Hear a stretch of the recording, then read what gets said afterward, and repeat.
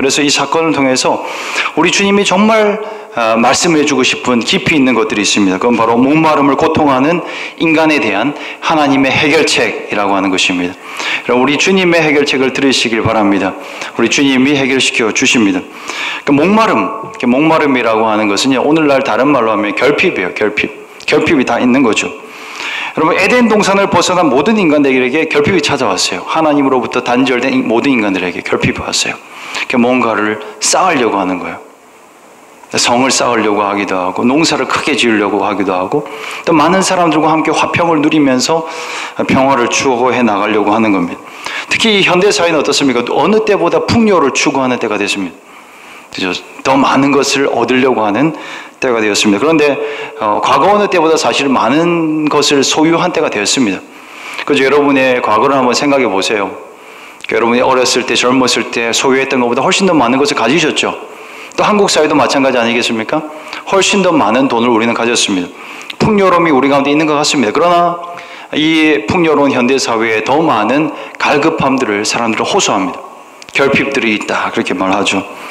아무리 많이 가져도 충분하다고 말하는 사람이 없습니다. 많이 가지면 행복하다라고 말하는 것은 거짓이에요, 여러분. 그래서 거짓인데 사람들은 깨닫지를 못합니다. 소유가 만족을 줄 것이라고 거짓 메시지가 이 세상을 지배하고 있기 때문이에요. 너무 많은 메시지가 너무 강력하게 우리 가운데 외치고 있기 때문에 우리는 그렇게 생각하는 것입니다. 사람들의 대화의 주제를 들어보면 전부 다 소유에 대한 그런 얘기입니다. 무엇을 가졌었느냐, 그죠? 예전에 나는 이런 것들도 가졌었다.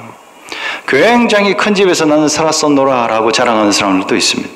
근데 나는 이런 곳에서 산다 하면서 어떤 대리만족, 자기 옛날 과거를 자랑하면서 지금 현재를 충족시키려고 하는 그런 마음이 있습니다. 그리고 어떤 사람들 얘기를 들어보면 뭔가를 소유한 것을 자랑을 합니다. 내가 최근에 무언가를 샀다라고 하면서 이런 나는 대단한 사람이라고 하는 것을 자랑을 하고, 또 어떤 사람들은 소유하지 못한 사람들은 더 큰 것을 나는 향해서 나아간다라고 또 말하면서 자기의 꿈을 자랑하며 살아갑니다. 모든 사람들이, 세상에 있는 모든 사람들이 한 명도 빠짐없이 다 그 얘기하고 있어요. 귀를 열고 들어보면 다 그 얘기하고 있습니다.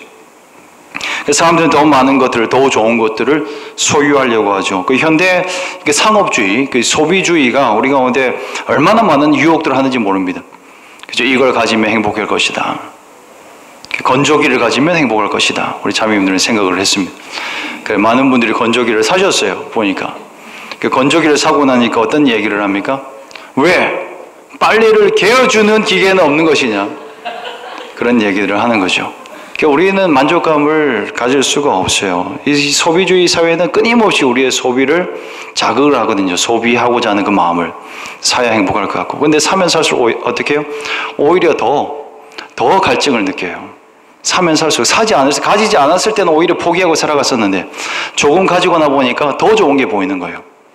없을 때는 그냥 포기하고 자유하며 살아갔었는데, 그래서 행복지수가요, 풍요로운 그 나라에서 행복지수가 더 높은 게 아니에요. 그죠? 많이 들으셨잖아요. 오히려 가난하고 빈궁한 나라에서 행복한 마음이 더 많다고 하는 거예요. 그들 아예 없기 때문에 포기하고 살아가는 거죠.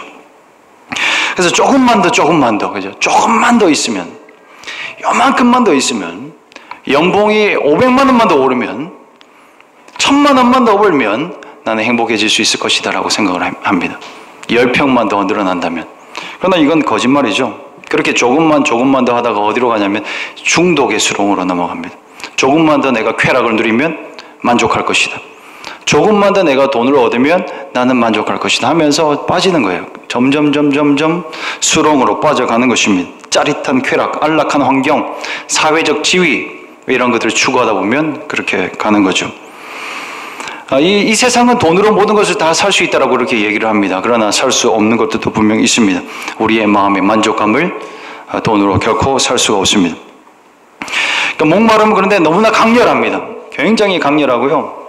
그래서 간절함이 우리 가운데서 일어나요. 그래서 모든 사람들에게는 목마름이 있어요. 엄청난 힘으로 간절하게 뭔가를 원합니다. 그래서 사마리아 여인이 5명이나 남편을 찾아 헤맸지 않습니까? 굉장히 강한 힘으로 또 찾고 해왔습니다. 그런데 그 예수님께서 남편을 데려오라고 하니까 여인이 말했던 대답은요, 가지고 있는데 없다라고 말합니다. 이게 우리 현대인들의 모습을 가장 잘 보여주고 있는 대목입니다. 가지고 있는데 부족합니다. 많은 것을 소유하고 있는데 지금 결핍합니다 라고 말하고 있는 우리의 모습을 너무 적절하게 보여주고 있죠. 근데 오늘 주님께서는 이 목마름을 어떻게 해결할 수 있을지 또 근원적인 해결책을 우리 가운데 제시해 주고 있는데요. 그래서 그 인간의 근본적인 이 갈증을 해결시켜 주기 위해서 주님은 이 수가성 여인에게로 가셨습니다. 그래서 우물로 가셨죠. 그 우물. 이 우물이 뭐 하는 곳입니까, 여러분? 우물은 물 뜨는 곳이죠. 그렇죠? 목마름을 해결하는 그런 곳입니다. 사람들은 자기의 갈증을 해결하기 위해서 우물을 계속해서 찾습니다. 그런데 그 우물에서 물을 퍼서 마셔도 사람은 목이 계속 마르죠. 물을 마시는 순간에는 해결되는 듯한데 그런데 금세 목이 말라옵니다. 어릴 때 제가 살았던 고향에 약수터가 있었어요. 우물도 실제로 있었고요. 좀 외곽에 살아서 저는 실제로 부산이었는데 우물이 있는 곳에 살았었어요. 특이하죠. 그런데 그 우물은 저희 집과 조금 거리가 있어서 우물에 많이 가진 않았어요. 놀러 가긴 했었는데, 그런데 저희 집에는 저희 학교에서 또 집으로 가는 길목이 하나 있었는데 길목에 약수터가 있었어요. 그래서 그 약수터에는 아주 시원한 곳에 자리를 잡고 있었어요. 아름들이 그늘져 있고, 그리고 그 물 아주 시원한 물이 항상 365일 나왔던 그런 곳이었어요. 근데 그곳에 가면 동네 사람들을 모두 만날 수 있었습니다. 그래서 마치 오늘 수가성에 있는 그 우물처럼 제가 살았던 곳도 그랬었습니다. 물을 뜨면서 사람들이 어른들은 자신들의 어떤 근황들을 얘기를 하고 또 교제하는 것을 제가 봤어요. 눈에 선합니다. 사람들이 모여서 교제하는 교제 장소였어요. 그런데 매일같이 그곳을 들렀다 집으로 갔습니다. 하루가 멀다 하고 당연히 이제 집을 가는 길목에 있었으니까 가다가 물통에다가 물을 떠서 싣고 갔었죠. 보통은 우리 아버지 차에다가 싣고 갔었는데 집에 때로는 아버지가 밤늦게 들어오는 바람에 물을 떠오지 못했으면 저보고 이제 떠오라고 하는 날이면 괴로운 날이었죠. 그걸 뜨러 갔어야 되고 그걸 떠서 오면서 하여튼 저한테는 피곤함이었는데 늘 가야만 했었어요. 가야만 했던 이유는 금방 마셔버리니까, 그죠? 우리는 늘 물을 필요로 하니까. 또 마시고 나면 목마르기 때문에 그런 겁니다. 우리 주님이 그 말씀을 하고 계신 겁니다. 오늘 요한복음 4장 13절에 보면 예수께서 대답하여 이르시되 이 물을 마시는 자마다 다시 목을 마르려니와 라고 말합니다. 네가 찾고 있는 이 물 또 목이 마를 것이다 라고 말합니다. 여러분, 인간의 이 목마름의 문제는 쉽게 사라지가 않습니다. 안 사라져요. 목마름이 있는 것을 뭔가를 마시면 해결될 것 같은데 안 해결돼요. 이 갈증이 채워지지 않으면 어떻습니까? 또 다른 거를 찾아 헤매죠. 더 강한 것들을, 더 충족시킬 만한 것들을 찾아 헤맵니다. 그래서 이런 대화들이 진행되어지는 가운데 주님이 본론적으로 꺼내시는 말씀이 10절인데요. 우리 같이 한번 읽어보겠습니다. 10절 말씀.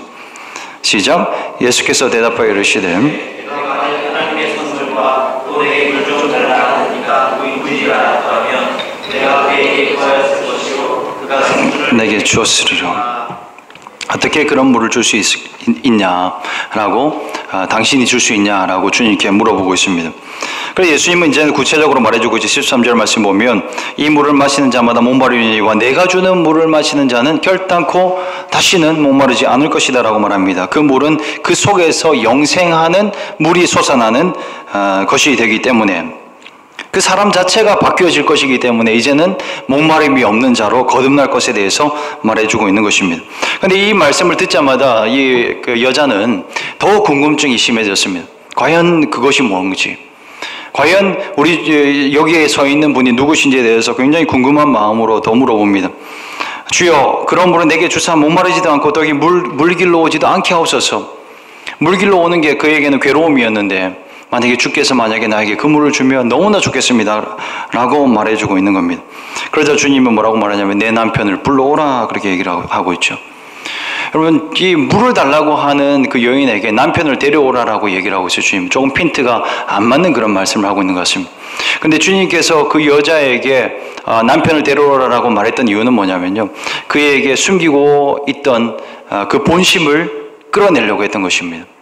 여러분, 주님을 만나면 주님은 항상 우리를 치료하실 때 항상 피하고 싶은 부분, 우리가 감추고 싶은 부분을 드러내게 하십니다.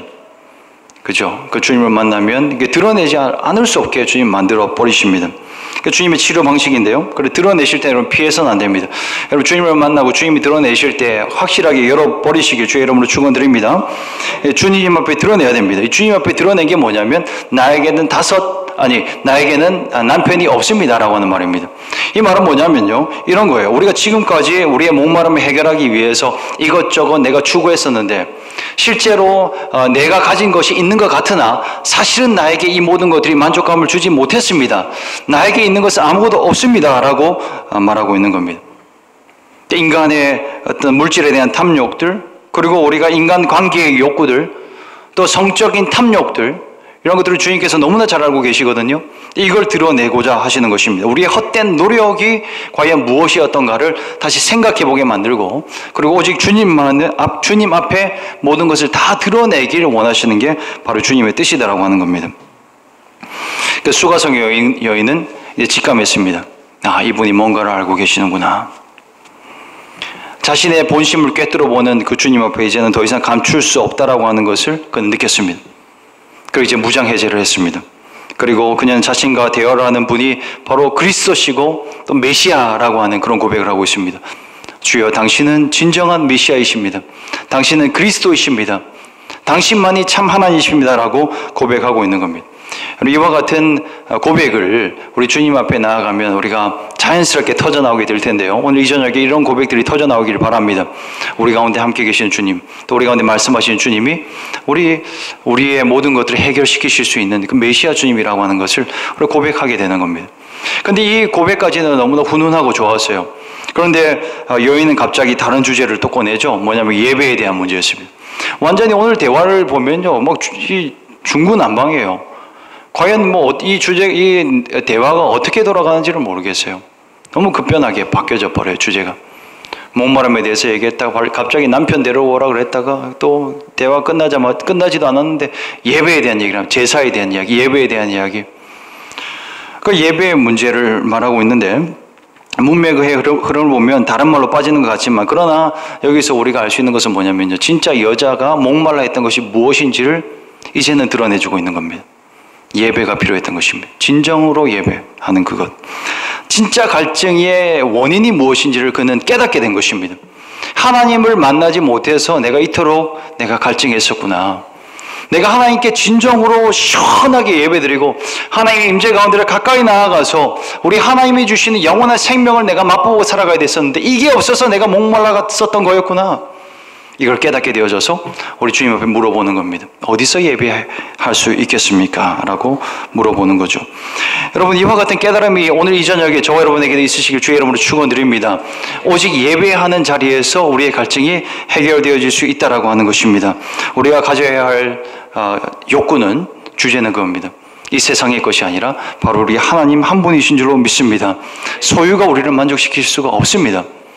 오늘도 우리 찬양 인도할 때 참 은혜롭게 잘하는데, 지난번 할 때도 제가 언급해서 또 말하기 그렇지만 이 맥락이 너무 잘 맞아요. 소유가 없다. 우리 집사님 없는 거 우리 다 잘 알아요. 없어요. 그래서 감동이 돼요. 없는 마음이 막 느껴져서 이걸로 우리가 만족할 수 없는 거예요. 물론 때로는 좀 불편할 때가 있겠지만 진정한 갈급함이 이게 아니라는 거예요. 주님을 만나는 것, 이것이 우리의 진정한 갈급함이다. 그렇게 우리가 고백하는 겁니다. 그렇게 고백하시고 진정한 생수 되시는 주님을 만나는 이 저녁 되어지길 주의 이름으로 축원드립니다. 예배가 무엇입니까, 여러분? 그리스도 예수를 만나는 것입니다. 예수를 만나는 것이 예배입니다. 그 예배야말로 우리 가운데 결핍되고, 그리고 이 결핍 때문에 허덕거리고 있는 그 인간들이 채울 수 있는 그 유일한 영적인 샘물이 되어진다고 하는 것입니다. 그래서 예배 현장에 나아가서 우리 안에 있는 이 갈급함을 체험받지 않으면 어디서도 채울 수가 없어요. 그래서 예배에 그 회복이 있으시길 주의 이름으로 축원드립니다. 날마다 예배 때마다 생수 되시는 주님을 만나야 되는 거예요. 주님을 만나고 주님이 우리를 채우셔야 회복되어질 수가 있는 것이죠. 그러면 이 예배를 언급하는 그 여인에게 진정한 예배가 무엇인지를 우리 주님은 알려주고 있습니다. 우리 매주 주일 예배 시작할 때마다 외우는 말씀이잖아요. 읽는 말씀이죠. 우리 23절, 24절 한 목소리로 읽어보도록 하겠습니다. 시작. 아버지께 참되게 예배하는 자들은 영과 진리로 예배할 때가 오나니 곧 이때라. 아버지께서는 자기에게 이렇게 예배하는 자들을 찾으시느니라. 하나님은 영이시니. 아멘. 네, 하나님을 예배하는 자가 무엇으로 예배하라고요? 영과 진리로 예배하라 그렇게 말합니다. 여기 아주 중요한 메시지가 있는 거예요. 우리 주님이 정말 말씀하고 싶어하는 메시지가 여기에 담겨 있는 거예요.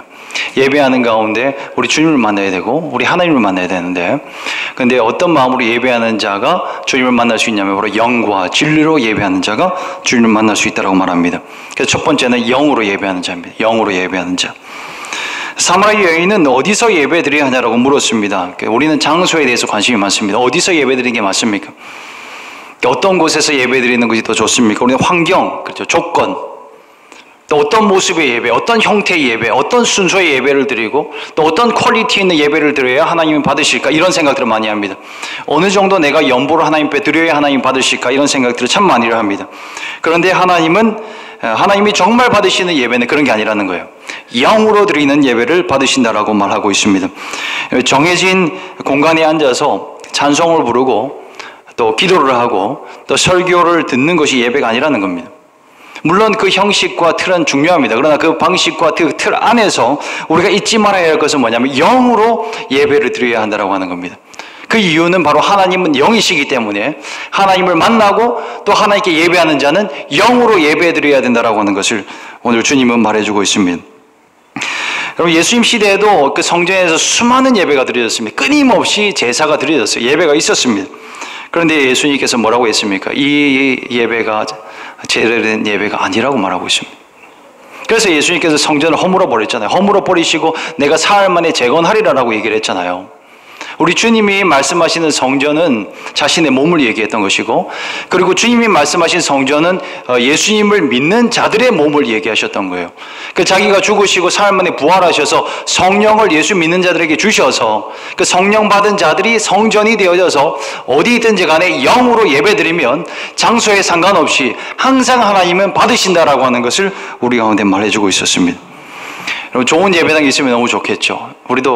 저도 그런 마음이 있습니다. 우리 동탄동산교 지금도 충분히 좋지만 정말 마당이 있고 또 편하게 좀 성도님들이 와서 또 아이들도 뛰어놀고, 그리고 정말 하나님이 기뻐하시는 예배를 드리는 그런 모습을 그려볼 때가 있는데, 그런데 주님이 원하시는 모습은 그게 아니라는 겁니다. 인간이 그걸 좋아하죠. 그죠? 우리 인간적인 마음이 그걸 기뻐하지만 주님의 관심은요, 그걸 어디서 드리는 게 중요한 게 아니라 영으로 드리느냐 안 드리느냐를 바라보신다라고 하는 것입니다. 아무리 초라한 곳이라서라도 우리가 영으로 예배하면 그곳이 예배당이 되는 줄로 믿습니다. 아무리 부족해 보이고 아무리 보잘것없어 보이고 여기에 과연 하나님의 영광이 있을까? 이런 곳에 하는 그곳 가운데 그곳 가운데일지라도 우리가 영으로 예배드린다면 우리 주님이 임재하시고 우리 하나님이 찾으시는 예배가 될 줄로 믿습니다. 중요한 건 영으로 하나님을 예배하는 겁니다. 입술로만 하는 게 아니라 영으로 예배. 찬송할 때 영으로 예배하는 겁니다. 여러분의 찬송이 바뀌어지길 주의 이름으로 축원드립니다. 영으로, 성령과 함께 영으로 하나님께 올려드리는 겁니다. 영으로 하나님께 올려드리고요. 기도도 그런 것입니다. 기도할 때도 영으로 기도하는 것입니다.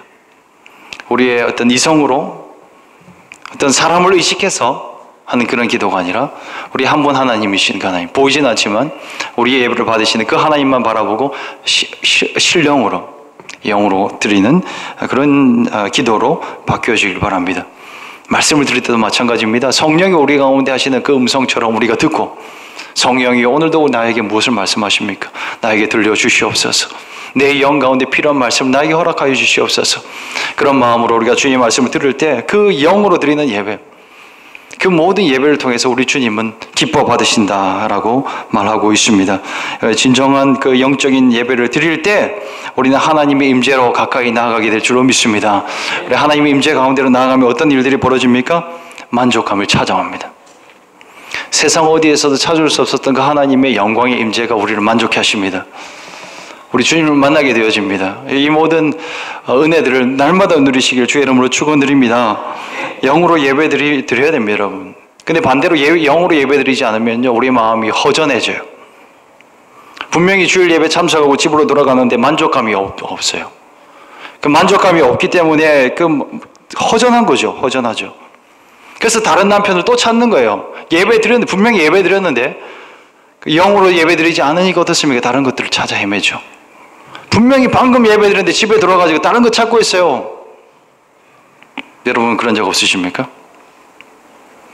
여러분 이러한 여러분 만족감 없는 예배, 영으로 드리지 않는 예배를 이제는 멈춰버리시고, 저와 여러분이 멈추시고 정말 주님 받으시는 예배 드리고, 또 우리의 마음 안에 주님이 흡족해 하시는 하나님의 은혜, 그 성령이요 그렇게 내 마음을 만지시고 역사하시는 그 은혜를 날마다 누리며 살아가시길 바랍니다. 그래서 그 하나님의 은혜를 우리가 받게 되어지면, 그 받으시는 예배를 드리게 되어지면요, 우리는 소유 중심의 삶에서 벗어나게 돼요. 만족감을 누리게 되어지는 것입니다. 그래서 예배는, 영으로 드리는 예배는 우리 신앙의 가장 중심이 되어지는 겁니다. 신앙생활의 타락이 참 이 시대에 많은데, 타락이 어디서부터 나오냐면 예배의 타락에서부터 시작되어져요. 이게 거칠에만 가득한 예배, 형식만 남은 예배, 영적이지 않은 예배, 하나님 받으시지 않는데 받았다고 착각하면서 그냥 의무적으로, 그렇죠? 의무적이죠. 의무적. 그냥 죄책감 떨이용, 어떤 나의 필요를 채우기 위한 그런 신앙생활, 교회 예배 한번 드리고 그 회개 기도 한번 하면 또 죄 가운데 나아갈 수 있을 것으로 착각하는 그런 불신앙, 정말 불경건한 그 마음, 이런 것들 때문에 우리가 타락하는 겁니다. 그러나 영으로 드리는 예배를 드리고 나면요, 그렇지 않습니다. 여러분, 자유가 이루어집니다. 이전에는 소유를 향해서 막 쫓아 살아가다가 자유가 없었죠. 쫓아가는데 자유가 없습니다. 만족감이 없었습니다. 매여서 살아갔었습니다. 그런데 영으로 예배 드리는 가운데 만족감을 누리게 되면 이제는 자유를 누리며 살아가게 되는 것입니다. 영으로 드리는 예배, 그 예배는 이런 만족감을 줍니다. 성령의 도우심이 있는 예배. 영으로 드리는 예배는 반드시 성령의 도움이 필요합니다. 그래서 우리는 늘 성령께 도움을 구하며 예배 드려야 됩니다. 나의 힘으로 될 수 없습니다. 주님, 성령님 도와주소서. 오늘도 찬송하는 가운데 찬송 한 구절 불러도 거기에다 마음을 다 실어서, 마음과 뜻을 심고 목숨을 다 심어서 그냥 찬송 한 구절 부르고 그냥 사라져도 좋을 것처럼, 우리 주님의 이름을 높이는 찬송이 그 정도는 되어야 되지 않겠습니까? 모든 것을 다 실어서 올려드리는 거죠. 우리의 연보도, 우리의 기도도, 우리의 말씀 생활도 그렇게 되어지는 겁니다. 그래서 우리는 이런 고백을 하고 있는 겁니다. 할 수 있습니다. 우리 찬송 중에 세상과 나는 간 곳 없고 구속한 우리 구주만 보이도다. 우리 주님만 보이도다. 그래서 주님만 보이기 때문에 다른 것 찾아 안 헤매죠. 주님 모시고 살아가는 게 더 좋고, 그래서 예배드리고, 또 예배드리고 난 후에 주중 생활하면서도 주님과 함께 거하는 것도 사모하면서 주일 예배 준비하면서 살아가는 그 마음으로 언제 또 손꼽아 기다리잖아요. 여러분 다 그런 시절 있으셨잖아요. 처음 주님 만났을 때 그렇게 예배드리려고 하면서 아직 월요일이야? 어제 주일이었는데, 화요일 됐는데 이제 수요일이 다가오는구나, 기뻐하는 마음으로 또 뛰어오는 거죠. 뛰어와서 예배드리고, 수요일 또 예배드리는 가운데도 그 마음이 찾아와요. 이 예배드리고 가면 3일 기다려야 되는데 내가 어떻게 기다릴 수 있냐? 그러면서 그 순간순간을 주님 하면서 또 찬송하고 또 말씀 보고 기도하며 그렇게 예배하는 삶을 살아가는 겁니다. 온전한 예배, 그 가운데 우리는 자유함을 경험하는 겁니다. 성령 안에서 우리는 자유할 수 있습니다. 영으로 드리는 예배 안에서 우리는 자유를 경험할 수 있습니다. 이 자유를 경험하시길 축원드립니다. 두 번째, 우리 주님이 알려주시는 예배, 진정한 예배는요, 진리로 드리는 예배입니다. 진리로. 진리. 여러분, 예배의 중심은 우리가 아니고 하나님이십니다. 우리가 오해할 때가 많이 있습니다. 예배하러 올 때 우리는 은혜 받으러 왔다, 내가 뭔가를 얻으려고 온 것처럼 착각할 때가 있는데 사실 그렇지 않습니다. 물론 그 예배하는 가운데 우리 가운데 만족감을 얻고, 또 우리의 어떤 실제 생활 가운데도 지혜를 얻을 때가 있고요, 또 우리의 문제를 해결해 주신 하나님을 만날 때도 있지만, 그러나 이것보다 더 큰 하나님을 예배하러 오는 것입니다. 그래서 예배는 하나님 앞에 올려드리는 것입니다. 그래서 하나님을 예배해야 되는데, 만약에 우리가 하나님을 생각하지 않고 하나님을 의식하지 않고 예배를 드린다면 그건 어때요? 하나님 받으시는 예배가 될 수가 없는 거예요. 구약의 선지서를 보면 이스라엘의 타락을 고발할 때가 많이 있습니다. 그 중심에 뭐가 있냐면 이스라엘의 예배의 타락을 고발하고 있습니다. 근데 그들의 예배가 타락한 이유가 뭐냐면요, 그곳에 하나님이 없기 때문이에요. 종교의식은 있었습니다. 그리고 예물도 드렸습니다. 예물이 빠뜨려진 적이 없었어요. 이스라엘 역사를 보면. 그런데 하나님이 사라지고 없었다라고 하는 것입니다. 각자 예물도 드리고 제사도 드리는데 다 자기를 위해서 예물 드리고 예배하고 있었던 것입니다. 여러분, 하나님을 예배하는 저와 여러분 되어지길 바랍니다. 진리의 근원 되신 하나님, 또 하나님을 생각하고 또 하나님을 알아가는 그런 예배, 또 하나님을 만나고 정말 하나님을 바라보는 그 예배, 그것을 우리가 드려야 되는 겁니다. 하나님을 알아야 진정으로 예배할 수 있다는 겁니다. 진리 되신 하나님을. 하나님이 얼마나 영광의 능력이 많은지, 그죠? 하나님의 능력이 얼마나 뛰어난지, 하나님의 성품이 얼마나 거룩하신지, 또 하나님이 얼마나 우리를 변함없이 사랑하시는지, 또 하나님이 얼마나 우리를 큰 사랑으로 우리를 용납해 주시며 기다리고 계시는지, 이런 것들을 우리가 알아야 예배할 수 있다라고 하는 것입니다. 그래서 호세아 선지자는 뭐라고 얘기하냐면 이 타락해져 절망 가운데 있는 이스라엘에게 해답을 주고 있습니다. 너희가 힘써 여호와를 알아라라고 말하고 있습니다. 우리 알아야 예배할 수 있습니다. 주님을 알아야, 우리 하나님을 알아야 모호한 예배를 드리지 않습니다. 정말 하나님 은혜, 또 우리를 사랑하신 하나님의 그 사랑, 또 우리를 또 선한 섭리 가운데 인도해 가시는 그 하나님의 그 완벽한 섭리, 이것들을 알아야 예배할 수 있습니다. 그 영광, 하나님의 영광, 그 하나님을 아는 가운데 하나님은 영광을 보여주시거든요. 하나님의 영광을 보면요, 우리의 예배의 변화가 일어나게 될 줄로 믿습니다. 그래서 우리는 하나님의 말씀을 알아야 됩니다. 그 말씀을 우리가 부지런히 보고 묵상하고 깨달아야 됩니다. 그 말씀 가운데 하나님을 만나야 되죠. 그래서 하나님을 아는 만큼 우리 하나님 앞에 우리는 영광 올려드릴 수 있는 것입니다. 그래서 예배 안에서 놀라운 은혜를 경험하게 되는 거죠. 예배를 드리는 거죠. 그렇게. 그래서 예배답게, 그래 하나님 앞에 드리는 예배를 드리고 나면요, 우리가 목마름에 대해서 생각할 틈도 없이 이게 사라져버리고 없게 되는 것입니다. 이사야서 49장 10절에서 11절 말씀에 이렇게 기록되어져 있습니다. 그들이 줄이거나 목마르지 아니할 것이며 더위와 볕이 그들을 상하지 아니하리니 이는 그들을 긍휼히 여기시는 이가 그들을 이끌어 샘물 근원으로 인도할 것임이니라. 내가 나의 모든 산을 길로 삼고 나의 대로를 도두리니 라고 기록하고 있습니다. 여러분, 목마르지 않는 샘물로 인도하신다고 말하고 있습니다. 대로를 여신다라고 말하고 있습니다. 우리를 주님이 계신 그곳으로 인도하신다라고 하는 건데, 하나님 예배하는 자리, 하나님이 임재하는 자리로 우리 인도해 나가신다라고 하는 겁니다. 시온의 대로래요. 여러분, 하나님 온전하게 예배하는 이 예배의 대로가 열려지길 주의 이름으로 축원드립니다. 이 대로가 열려져서 주님 앞에 나아가면요, 샘물이 있어요, 거기에. 그래서 해결되어지는 것입니다. 이 사마리아의 여인은 주님과 이렇게 대화가 깊어지면서 깨닫게 되어졌습니다. 저 주님이 바로 메시아이구나 깨닫게 되었고, 그리고 빛을 보게 되어졌습니다. 그리고 자기가 찾고 있는 것이 여기 있다라고 하는 것을 발견하게 되어졌습니다. 그리고 주님께 더 가까이 나아가서 주여 나에게 그것을 주시옵소서라고 말하고 있습니다. 여러분, 영적인 갈망이 그에게 있었다고 하는 것을 고백하고 있습니다. 우리가 살아가다 보면요, 영적인 갈망이 있는 것을 무시한 채 살아가요. 모든 인생들에게는 영적인 갈망이 있거든요. 그래서 하나님 앞에 나와서 영적인 갈망이 나에게 있습니다, 주여 채우소서 라고 말해야 되는데 이 말을 하지 않고 살아가요. 육으로 채우면 다 채워질 것처럼 우리가 착각하고 살아가는 거죠. 그런데 우리가 예배하는 가운데 주님을 만나면 이 고백을 합니다. 주님, 당신이 나에게 와 주시옵소서. 주님이 아니면 채울 수 없습니다. 더욱더 주님께 가까이 나아가길 소망합니다. 날마다 주님 앞에 가까이 나아가길 원합니다. 생수의 근원 되시는 주님, 내 안에 거하셔서 역사하여 주시옵소서라고 그 내면의 갈망을 주님 앞에 인정하고 고백하게 되어지는 자리까지 나아가는 것입니다. 오늘 이 자리가 그런 자리 되어지길 주의 이름으로 축원드립니다. 주님이 필요합니다. 주님이 필요합니다. 주님, 온전히 주님을 만나고 싶습니다. 내 문제를 해결하실 수 있는 분은 주님밖에 없습니다. 주여, 내가 남편도 있고 아내도 있고 내 가정도 있고 내 돈도 있고 직장도 있지만 주여 내게 없는 것이 있었습니다. 영적인 충만함이었습니다. 주여, 주님, 이 예배하는 가운데 주님 더 깊이 만나게 하여 주셔서 저희 이 갈급함 다 사라지게 하여 주시고 오직 주님만을 붙잡고 살아가게 해달라고 그렇게 고백해야 될 줄로 믿습니다.